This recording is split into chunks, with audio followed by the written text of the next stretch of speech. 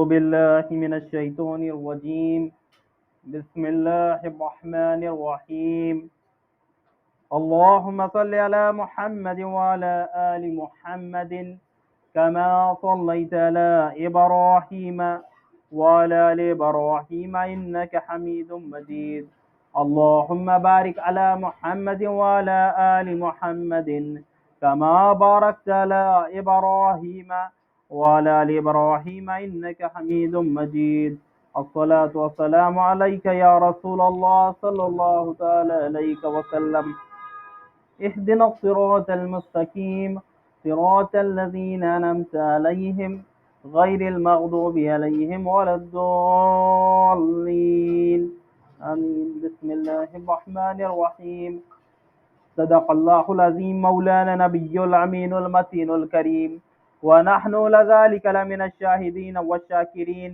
والحمد لله رب العالمين بسم الله الرحمن الرحيم بآواز بلند درود پڑھے اللہم صلی علی سیدنا مولانا محمد وعلی آل سیدنا مولانا محمد وبارک وسلم الصلاۃ والسلام علیک یا رسول اللہ صلی اللہ تعالی علیہ وسلم۔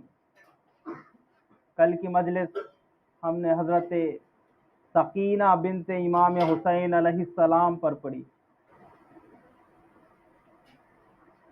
آج کی مجلس ہم ظہیر ابن قین اور حضرت مسلم ابن اوسجہ علیہ السلام پر پڑھیں گے انشاءاللہ۔ بآواز بلند درود پڑھے اللہم صلی علی سیدنا مولانا محمد وعلی آل سیدنا مولانا محمد وبارک وسلم الصلاۃ والسلام علیک یا رسول اللہ صلی اللہ تعالی علیہ وسلم۔ حضرت امام حسین علیہ السلام آپ کی شہادت پر رونا اور آپ کی شہادت کا غم منانا یہ سنت ہے، یہ رسول اللہ جناب محمد رسول اللہ صلی اللہ علیہ وسلم کی سنت ہے۔ بعض مولوی جو مدرسے سے پڑھ کے آتے ہیں اور ممبر پہ چڑھ جاتے ہیں اور خطبے دیتے ہیں اور کہتے ہیں کہ 3 دن کا غم ہے۔ کتنا غم؟ 3 دن کا ہے، سوگ 3 دن کا ہے، 3 دن سے زیادہ غم نہیں ہے۔ ہاں 3 دن کا غم ہے تمہارا اور میرا، 3 دن کا غم ہے تمہارے باپ کا اور میرے باپ کا، 3 دن کا غم ہے تمہارے نواسے کا، ہمارے بچوں کا، حسین کا نہیں۔ مصطفیٰ کے نواسے کا غم 3 دن کا غم نہیں، وہ قیامت تک کے لیے ہے۔ رسول کی اولاد کا غم 3 دن کا غم نہیں ہے، وہ قیامت تک کے لیے ہے۔ یہ حکم ہمارے اور تمہارے لیے ہے، حسین کے لیے نہیں ہے، کیونکہ حسین کا نانا تب بھی حسین کے لیے رویا جب حسین چھوٹا بچہ تھا۔ 50 سال پہلے کربلا ہونے کے رسول اللہ صلی اللہ علیہ وسلم حسین کے لیے روتے تھے، حسین کو چومتے تھے، حسین کی گردن کو چومتے تھے۔ امام زین العابدین علیہ السلام کربلا کے بعد، جبکہ حدیثوں سے ثابت ہے حضور صلی اللہ علیہ وسلم کربلا سے پہلے بھی روئے ہیں اور کربلا کے بعد بھی روئے ہیں۔ یوم عاشورہ رسول اللہ کہاں تھے؟ میدان کربلا میں۔ حضرت ام سلمہ کی وہ حدیث پڑھی، حضرت ابن عباس کی بھی حدیث ہے، یوم عاشورہ رسول اللہ کہاں تھے؟ کربلا میں۔ تو حسین کا غم رسول نے حسین کی شہادت سے پہلے بھی منایا ہے۔ بتاؤ ایسا کون ہے کہ جو ابھی دنیا سے گیا ہی نہیں اور اس کا غم ہو رہا ہو، اور اس کا منانے والا تو کائنات کا مالک و مختار ہے، رحمت للعالمین ہے، اللہ کا محبوب ہے، وہ حسین کے لیے رو رہے ہیں۔ شہادت ہو گئی، شہادت کے بعد بھی روئے، تو حسین کے لیے رونا تو سنت ہو گئی۔ جب رسول نے غم منایا ہے تو غم حسین منانا تو سنت ہو گئی۔ امام زین العابدین علیہ السلام کو میدان کربلا کے بعد پوری زندگی کبھی کسی نے ہنستا ہوا نہیں دیکھا، پانی دیکھتے تو روتے۔ آپ سے پوچھا گیا کہ آپ اتنا کیوں روتے ہیں، تو فرمایا کرتے کہ یعقوب کا ایک یوسف گم ہوا تھا، یعقوب کا ایک یوسف گم ہوا تھا، تو 40 سال تک یوسف کے غم فراق میں روتے رہے۔ یہاں مصطفیٰ کے تو سارے یوسف کربلا میں شہید کر دیے گئے، تو ان کے لیے نہ رو تو کس کے لیے رو؟ عزیزان من، امام حسین علیہ السلام کی شہادت کے بعد کائنات میں اندھیرا چھا گیا، فرشتے روتے تھے، جنات روتے تھے، دھوپ پھیکی پڑتی تھی، جو پتھر اٹھایا جاتا تھا اس کے نیچے سے خون نکلتا تھا۔ بتاؤ کائنات میں کس کے لیے ایسا ہوا؟ کسی کے لیے نہیں ہوا، صرف حسین کے لیے ہوا ہے۔ حسین کے غم میں پوری کائنات ڈوب گئی۔ تو یہ سب کچھ ہوا کائنات کے اندر، یہ جو غم منایا گیا، یہ جنات روئے، یہ پتھروں کے نیچے سے خون نکلتا تھا، یہ تارے ٹوٹتے تھے، یہ کائنات میں اندھیرا چھا گیا، تو کیا خدا کی بنا اجازت کے سب کچھ ہوا؟ خدا بھی یہی چاہتا تھا کہ حسین کا غم منایا جائے، اور ایسا غم جو تا قیامت تک زندہ رہے گا۔ آج 14 صدیاں گزر گئی، کتنی؟ 14 صدیاں گزر گئی، لیکن نہ غم حسین ختم ہوا، نہ ذکر حسین کو کوئی ختم کر سکا، نہ حسین کے پرچموں کو کوئی جھکا سکا۔ کئی فرعون آئے، کئی یزید پیدا ہو گئے، کئی مولوی آئے، کئی ملا آئے، کئی چلے گئے، کچھ نہ کر سکے۔ میں اپنے محلے کی بات بتا رہا ہوں، یہاں پہ ہمارے دادا یا ہمارے ابا کہا کرتے تھے، یہاں سامنے دلال کے پنجے بیٹھتے تھے، کوئی آیا بند کرا دیے، ختم کر دیا، بولے محرم بند کر دیں گے۔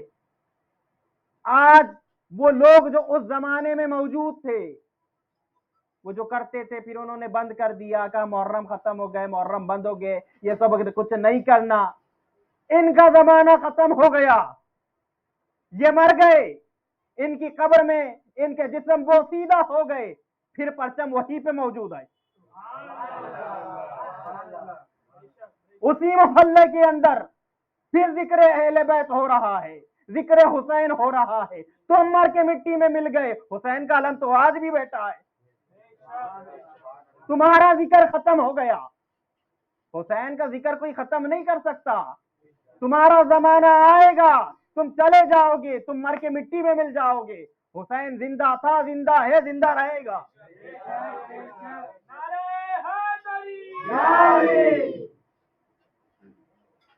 یہاں تک کہ اللہ رب العزت نے حسین کی محبت ایسی عطا کی کہ دنیا کی ہر قوم حسین سے محبت کرتی ہے، ہر قوم حسین سے محبت کرتی ہے۔ ایک بی بی سی والا انٹرویو لے رہا تھا استاد بسم اللہ خان کا، مشہور تھا، ابھی ان کا انتقال ہوا ہے کچھ سالوں پہلے، تو بی بی سی پہ ان کا انٹرویو ہوا، تو ان سے پوچھا گیا کہ تم یہ محرم میں شہنائی بجاتے ہو، لوگ تمہاری شہنائی سن کے روتے ہیں، ایسا کیوں ایسا کیا تم بجاتے ہو کہ لوگ سنتے ہیں تو روتے ہیں؟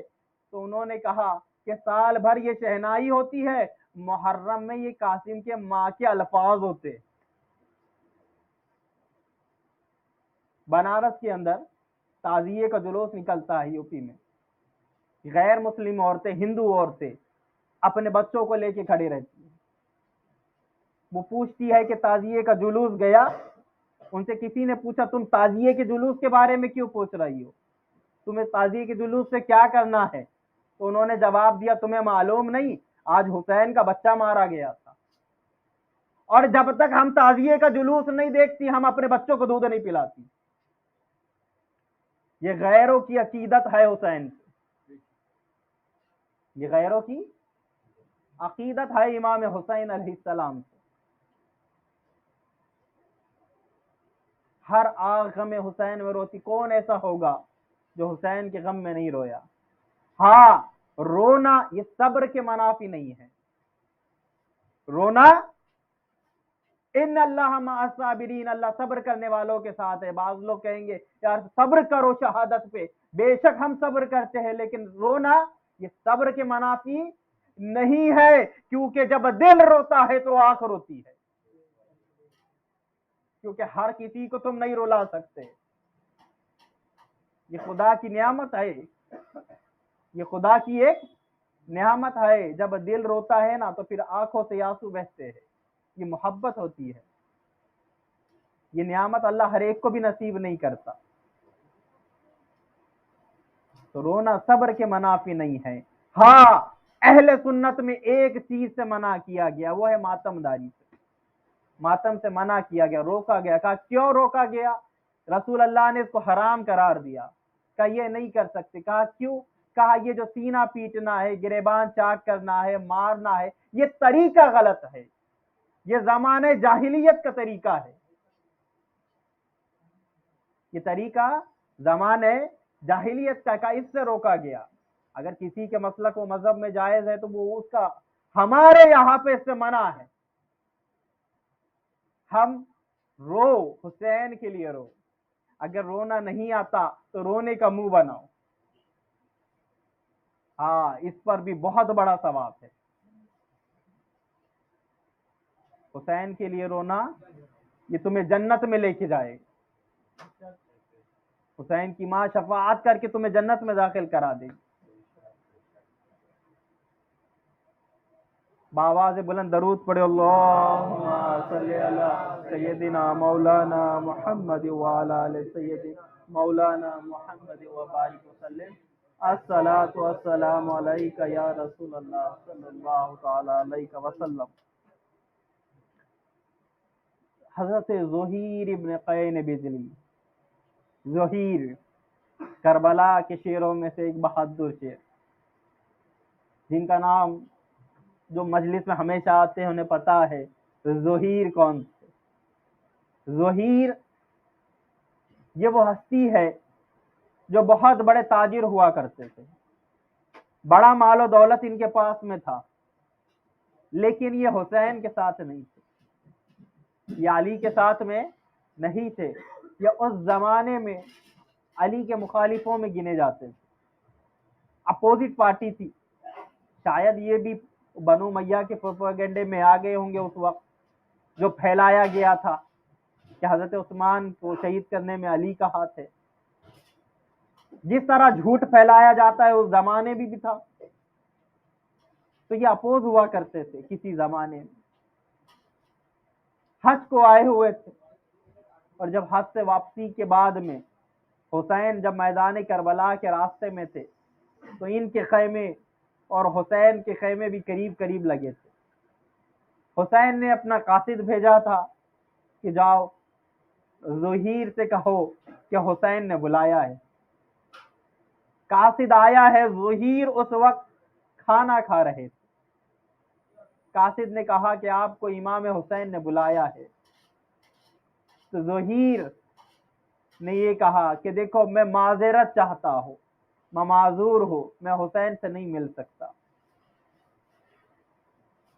ظہیر کی بیوی نے یہ جب جملے سنے تو ظہیر سے کہا تھا، ظہیر بھلے تو امام کی بات نہ سن، امام جو کہے اس تقاضے کو پورا نہ کر، لیکن جا کے مل تو صحیح، انہوں نے تجھے بلایا ہے تو سن تو صحیح کیا کہتے ہیں وہ، تو جا تو صحیح۔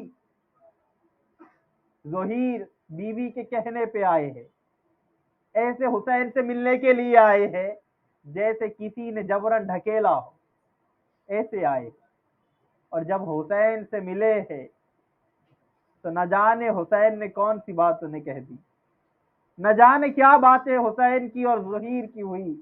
جب واپس پلٹے ہیں نا تو اپنے خیمے کے اندر آئے اور کہا کہ دیکھو اب تمہارا سامان الگ کر لو، میرا سامان الگ کر دو، اب میں ہمیشہ کے لیے حسین کی طرف جا رہا ہوں اور نامعلوم منزل کی طرف جا رہا ہوں۔ میں خود اس منزل کے بارے میں نہیں جانتا کہ میں کہاں جا رہا ہوں، بس اتنا جانتا ہوں میں حسین کے ساتھ جا رہا ہوں، اب میں حسین کا ہو گیا ہوں۔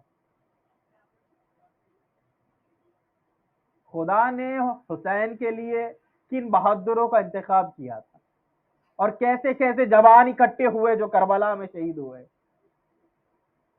اپوز ہے، لیکن حسین کی نگاہ نے ظہیر کی دنیا بدل دی تھی۔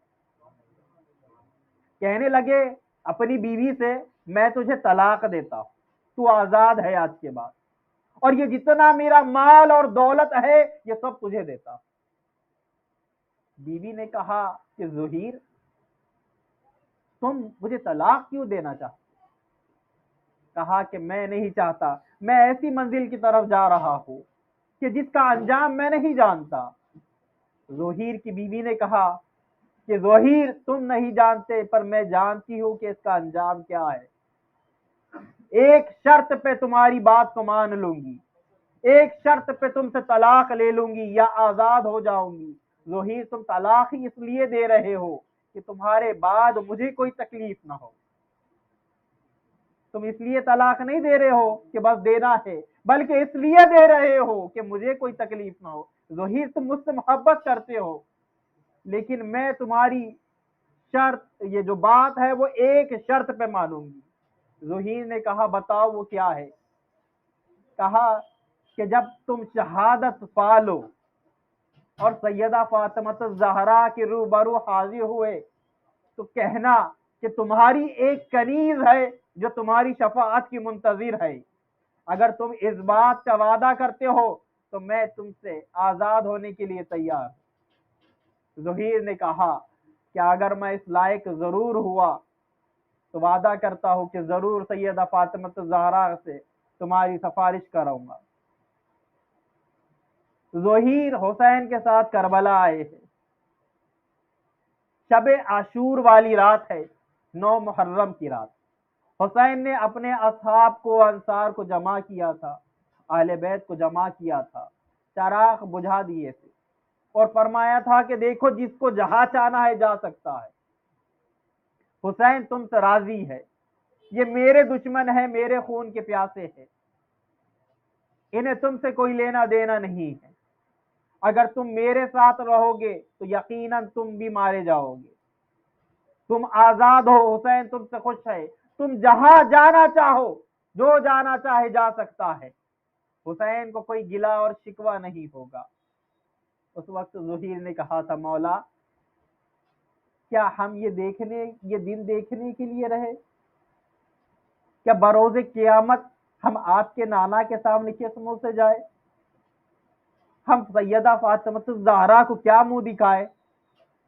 مولا قسم اللہ کی اگر ظہیر کے جسم میں 1000 جانیں ہوتی اور ظہیر مارا جاتا، پھر زندہ کیا جاتا، پھر مارا جاتا، پھر زندہ کیا جاتا، مولا اگر 1000 مرتبہ بھی ظہیر مرتا اور زندہ کیا جاتا پھر بھی یہ تمنا کرتا کہ آپ پہ قربان ہو جاؤ۔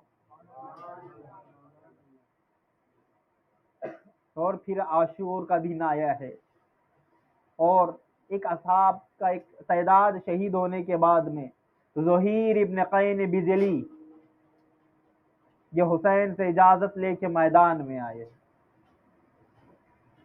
یہ کافی طاقتور بھی تھے اور لوگ ان کو موٹی گردن والا کہتے تھے، کافی طاقتور تھے، اور جب میدان میں آئے ہیں تو انہوں نے اتنی بہادری سے مقابلہ کیا ہے کہ یزیدی آپ کے سامنے ٹھہرتے نہیں تھے۔ بڑی دلیرانہ آپ نے یزیدیوں سے مقابلہ کیا اور کئیوں کو قتل کیا۔ اسی دوران امام کے خیمے سے آذان کی آواز آئی، دوپہر کا وقت ہو گیا تھا، ظہر کا۔ ظہیر نے کہا کہ کچھ دیر کے لیے جنگ روک لو کیونکہ میرے مولا حسین نے نماز کا قصد کیا ہے، نماز پڑھنا چاہتے ہیں۔ نماز کے بعد میں پھر میدان میں آؤں گا اور پھر جنگ شروع ہوگی۔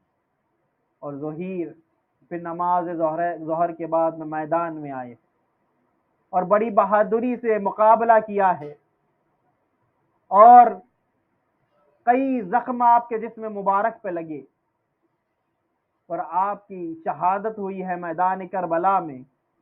جب کربلا میں شہید ہوئے تو عاشور کا دن گزر چکا تھا۔ روایتوں کے اندر ہے کہ ظہیر کی بیوی نے اپنے غلام سے کہا تھا کہ اے غلام جا کربلا جا، کیونکہ شہادت کی خبریں کربلا کے آس پاس کے علاقوں میں پھیل چکی تھی۔ تو ظہیر کی بیوی کو بھی خبر ملی تھی، تو ظہیر کی بیوی نے اپنے غلام سے کہا کہ جا کے کربلا میں دیکھ، میرے ظہیر کو کوئی پہچانتا نہیں ہے۔ حسین اور اس کے اصحاب کو تو ہر کوئی پہچانتا ہے، انہیں کسی نے کفن دے دیا ہوگا، دفنا دیا ہوگا۔ ظہیر کو شاید کسی نے کفن دیا ہو یا نہ ہو، اگر نہ دیا ہو تو جا تو کفن دے دینا۔ اور پھر ان کا غلام جو ہے وہ کربلا گیا ہے۔ کربلا جانے کے بعد میں وہ دوبارہ واپس لوٹ آیا، اس کے ہاتھ میں کفن تھا۔ بیوی نے دیکھا تو کہنے لگی کہ شاید کسی نے کفن دے دیا ہوگا، تو یہ کفن لے کے واپس آیا۔ تو غلام نے آ کے کہا کہ آپ تو کہہ رہی تھی کہ ظہیر کو کفن دینا، لیکن میں نے کربلا کا حال دیکھ آیا ہوں، وہاں تو حسین کا لاشا بھی پڑا ہے، حسین کے بچوں کے لاشیں بھی پڑے ہیں، نہ انہیں کسی نے کفن دیا ہے نہ کسی نے دفنایا ہے۔ روایتوں میں 3 دن تک امام حسین کے لاشیں اور کربلا میں شہیدوں کے لاشیں کربلا کی ریت پہ پڑے رہے، نہ انہیں کسی نے کفن دیا نہ کسی نے دفنایا۔ 3 دن کے بعد قبیلہ بنو اسد کی اور سے کربلا میں پانی بھرنے کے لیے آئی تھی۔ جب انہوں نے یہ کربلا کا ماجرا دیکھا اور مقتل میں لاشیں دیکھی تو جا کے گھروں پہ اپنے مردوں کو کہا، اور پھر قبیلہ بنو اسد کے مرد کربلا کے اندر آئے ہیں۔ اب انہیں تو پتہ نہیں تھا کہ کون کس کے لاشیں، انہیں تو یہ بھی نہیں پتا کہ یہ کون ہے، کیونکہ جسموں پہ سر نہیں تھے، پہچان نہیں تھی، لاشیں گھوڑے سے پامال ہو چکے تھے۔ تو انہوں نے ویسے ہی تمام کو ایک گڑھے میں دفنا دیا تھا، ایک ہی گڑھا کھود کے تمام کو اس میں دفنا دیا۔ اور پھر وہ الگ الگ کیسے ہوئے انشاءاللہ وہ آگے کی مجلسوں میں سنیں گے۔ ہم سن رہے ہیں ظہیر ابن قین، ان کی شہادت ہوئی۔ حسین کے ایک اور جن کی مجلس ہم نے ادھوری چھوڑی تھی، ان کا نام ہے مسلم بن اوسجا۔ مسلم بن اوسجا یہ صحابی رسول تھے اور کوفہ کے رہنے والے تھے۔ آپ کی عمر مبارک ایک روایت میں 76 سال ہے، ایک میں 86 سال ہے۔ آپ کا تعلق قبیلہ بنو اسد سے تھا، اور کوفہ کے اندر آپ نے حضرت مسلم بن عقیل کے ساتھ رہے، اور کوفہ کے اندر وہ حضرت مسلم آپ کے رہنے کے باوجود بھی وہ اتنی طاقت سے مقابلہ نہیں کر سکے کہ مسلم کو بچا سکے۔ حضرت مسلم کی شہادت جب کوفہ میں ہوئی تو آپ نے لوگوں سے قطع تعلق کر لیا تھا اور ایک گھر میں رہتے تھے، کسی سے ملنا جلنا ترک کر دیا تھا۔ ایک مرتبہ بازار میں آپ کی ملاقات حبیب ابن مظاہر سے ہوئی۔ حبیب بچپن میں امام حسین کے دوست تھے، اور یہ مسلم بن اوسجا کے بھی دوست تھے۔ حبیب بھی صحابی رسول ہے، مسلم بھی صحابی رسول ہے۔ جب یہ بازار میں حبیب سے ملے، یہ خضاب خریدنے کے لیے آئے تھے۔ حبیب نے تمام واقع بیان کیا، کہ مسلم کیا تم نہیں جانتے کہ مولا حسین دشت نینوا میں داخل ہو گئے ہیں، اور کوفہ میں ایک بڑی فوج کھڑی ہے جنگ کے لیے؟ تو مسلم نے کہا کس سے جنگ؟ تو وہ کہنے لگے مولا حسین سے جنگ۔ مسلم چونک گئے، اور حبیب ابن مظاہر جب کربلا آئے ہیں تو مسلم بن اوسجا بھی اپنی بیوی اور بچے کے ساتھ میں میدان کربلا میں آئے، اور پھر امام حسین علیہ السلام کے ساتھ رہے، اور یوم عاشورہ یہ حضرت امام حسین علیہ السلام سے عزم جہاد لیا اور میدان کربلا کے اندر آئے۔ جب جنگ کا ماحول تیار ہوا تھا، یعنی جنگ اب شروع نہیں ہوئی تھی، امام حسین علیہ السلام نے خیمے کے پیچھے سے خندق کھودی تھی جس میں آگ جلائی گئی تھی، اور دائیں اور بائیں جانب امام حسین نے فوج کھڑی رکھی تھی، حضرت عباس کو علمدار لشکر بنایا تھا۔ جب جنگ اب شروع کرنے کا وقت تھا، مولا حسین نے فرمایا تھا کہ جنگ کی پہل ہم نہیں کریں گے،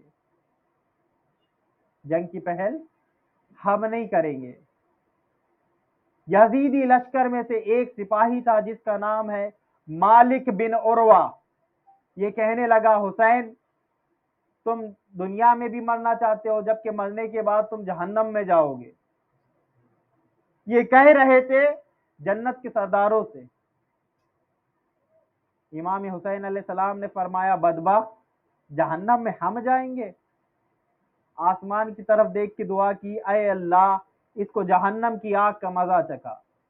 بس حسین کے زبان سے یہ الفاظ نکلنے کی دیر تھی کہ اس کا گھوڑا بچکا، یہ گھوڑے سے اچھلا اور اس کا پیر گھوڑے کی لگام میں اٹکا، گھوڑا بھاگتا ہوا ادھر سے گزرا جہاں سے امام حسین نے آگ جلا رکھی تھی، اور گھوڑا اسی آگ میں چھلانگ لگا کے خدا، اور یہ مالک بن عروہ اسی آگ میں جل کے مرا، دنیا کی آگ میں بھی جل کے مرا، اب قیامت تک آخرت کا عذاب بھی چک رہا ہے۔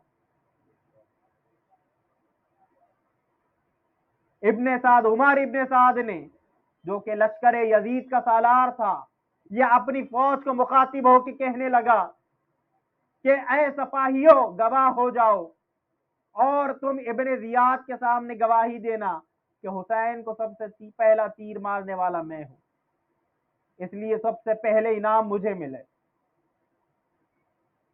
اور اس کے بعد جنگ شروع ہوئی ہے تو مسلم بن اوسجا بھی گھوڑے پہ سوار ہوئے اور میدان کربلا میں آئے ہیں، اور آپ بڑی بہادری سے لڑے ہیں، اور زخمی ہونے کے بعد جب آپ گھوڑے سے گرے تو آپ کے جسم اطہر پر بھی زخم آئے تھے، لیکن آپ اتنا خون نہیں بہا تھا، آپ اٹھ سکتے تھے۔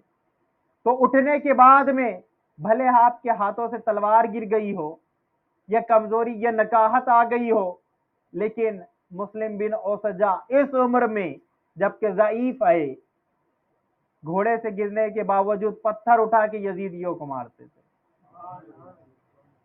اور بالآخر پھر آپ زمین پہ گرے ہیں اور آپ کی شہادت ہوئی ہے۔ جب جنگ شروع ہے، سٹارٹنگ ہوئی ہے میدان کربلا کی، تو ابن زیاد کے دو غلام جو ہے وہ کربلا میں پہلے میدان میں آئے، ایک کا نام یسار تھا اور دوسرے کا نام سالم تھا۔ ان کے مقابلے کے لیے لشکر حسین سے پہلا سپاہی نکلا ہے جن کا نام ہے عبداللہ بن عمیر، یہ میدان کربلا میں ڈھال اور تلوار لے کے آئے، تو یسار اور سالم نے کہا کہ ہم تجھ سے مقابلہ نہیں کریں گے، جا کسی شہزور کو بھیج، حبیب ابن مظاہر کو بھیج، یہ زہیر ابن کین بجلی کو بھیج۔ عبداللہ بن عمیر نے کہا کہ ان سے بعد میں مقابلہ کر لینا، پہلے مجھ سے مقابلہ کرو۔ یہ کہہ کے آپ نے زوردار حملہ کیا، یسار نے نیزہ مارا، عبداللہ بن عمیر نے ڈھال پہ روکا، پہلے یسار کو عبداللہ نے مار گرایا، اب سالم بچا تھا، سالم بھی جو ہے وہ حملے کرنے لگا، لیکن عبداللہ بن عمیر ڈھال پہ روکتے تھے۔ اس کے بعد میں عبداللہ نے سالم کو بھی مارا۔ اس کے بعد میں یزیدی لشکر نے دیکھا کہ ان کا مقابلہ ایک سے ایک نہیں ہو سکتا، ان کے مقابلے میں اکیلے اکیلے نہیں جا سکتے، تو انہوں نے لشکر کا پورا دستہ بھیج دیا، اور پھر جنگ ہوتی رہی، اور پھر امام حسین کے یہ سپاہی عبداللہ بن عمیر میدان کربلا میں شہید ہوئے۔ ایک جناب حنفی تھے، ان کا نام حنفی ہے، جنہیں پروانہ شبیر کہتے ہیں۔ لشکر یزید کا نشانہ تو امام حسین تھے۔ جب جنگ شروع ہوئی تو تیروں کی بارش برستی تھی، تو جدھر حسین جاتے تھے تو تیر زیادہ وہاں برستے تھے، لیکن یہ حنفی جو تھے یہ حسین سے اتنا پیار کرتے تھے، جہاں حسین جاتے تھے حسین کے سامنے کھڑے ہو جاتے تھے۔ تو حنفی کے جسم پہ اتنے تیر لگے تھے کہ کہتے جیسے ایسا لگتا تھا کہ ان کا جسم سر سے لے کے پیر تک تیروں میں پرویا گیا ہو۔ حسین انہیں ہٹاتے، وہ پھر سامنے آتے، تو حنفی جناب حنفی کا پورا جسم تیروں سے بھر گیا تھا، جس کی وجہ سے آپ کی شہادت ہوئی۔ حسین کے ایک اور بہادر مجاہد میدان میں آئے جن کا نام جناب حنظلہ تھا، یہ بھی تلوار لے کے میدان میں آئے اور لشکر یزید میں گھس گئے، جتنوں کو مار سکتے تھے مارا، بالآخر آپ نے بھی جام شہادت پائی۔